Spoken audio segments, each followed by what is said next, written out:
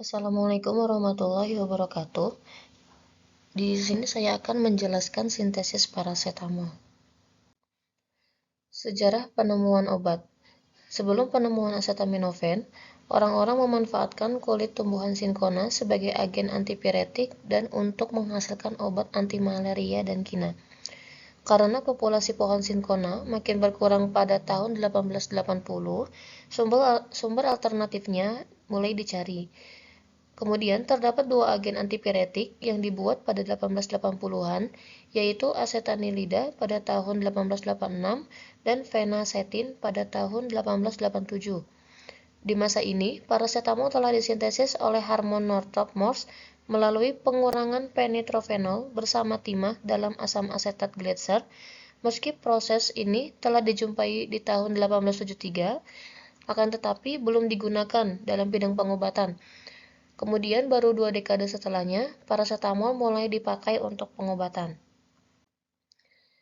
Untuk pendekatan sintesis obatnya, yaitu yang pertama, paracetamol adalah para-aminofenol yang merupakan metabolit fenacetin yang telah digunakan pada tahun 1893.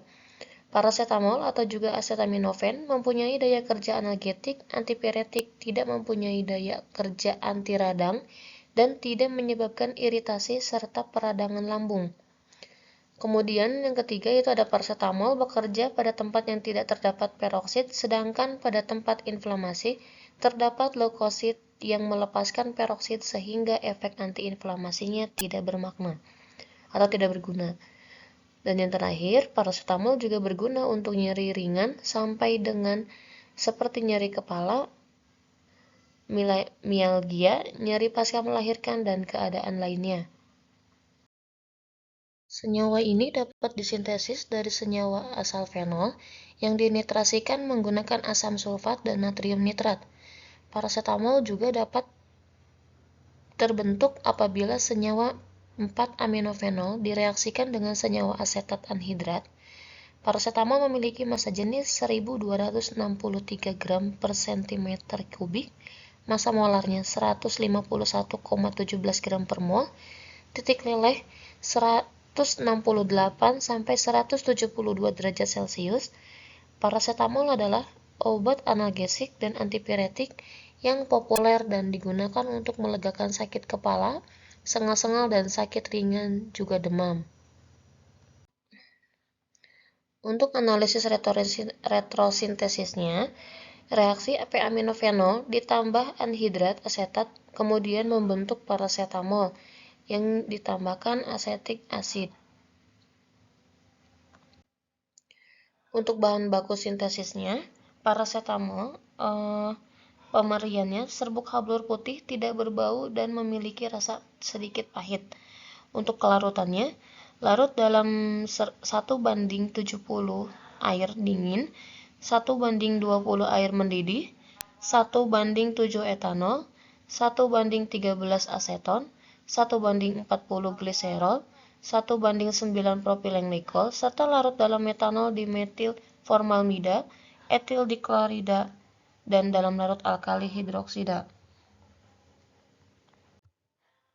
Untuk reaksi sintesisnya, ditunjukkan pada struktur paracetamol, dapat dipotong menjadi sinton 4-nitroanilin dan acetaldehid. Kemudian, mengapa memutuskan ikatan pada posisi yang ditunjukkan? Karena ikatan diputus di sini, maka molekul ekivalen p-aminofenol dan asetat anhidrat dapat bereaksi bersama melalui reaksi adisi eliminasi nukleofilik yang sederhana. Kemudian ditunjukkan juga pada struktur yang kedua, molekul p-aminofenol dapat dipotong lebih lanjut menjadi sinton negatif hidroksida dan positif anilin. Maka dari itu elektrofil ekivalen untuk NH2 adalah NO2 yang kemudian dapat direduksi menjadi NH2. Dengan begitu NH2 dapat bereaksi dengan fenol melalui substitusi elektrofil. Maka kesimpulannya, paracetamol juga dapat diambil kembali kepada bahan yang awal, anhidraetanoat, fenol, dan NO2. Oleh karena itu, sintesis ke depannya dapat seperti struktur seperti ini. Untuk metode sintesis, acetaminophen dilakukan dengan cara memasukkan 3 gram p-aminofenol ke dalam beker gelas, kemudian ditambahkan 15 ml N-asetat. Tujuannya penambahan natrium asetat sebagai pelarut untuk reaktan berlebih, yaitu anhidrat asetat, dan untuk memperoleh kembali p-aminofenol yang lebih reaktif. Kemudian, ditambahkan dengan anhidrat asetat, fenol dipertahankan agar tidak terionisasi sehingga NH2 akan lebih reaktif dibandingkan OH. Untuk cara pembuatannya itu, campuran diaduk menggunakan hot plate stirrer sampai larutan menjadi homogen dengan suhu 100 derajat Celcius selama 10 menit. Pada proses ini, campuran berubah menjadi warna hitam kehijauan dengan bau khas menyengat. Maka selanjutnya setelah itu campuran dimasukkan ke ice bath sampai terbentuk kristal, kemudian disaring. Setelah campurannya larut, kemudian dilakukan kristalisasi dengan meletakkan campuran di atas ice bath, lalu menghasilkan kristal berwarna hitam.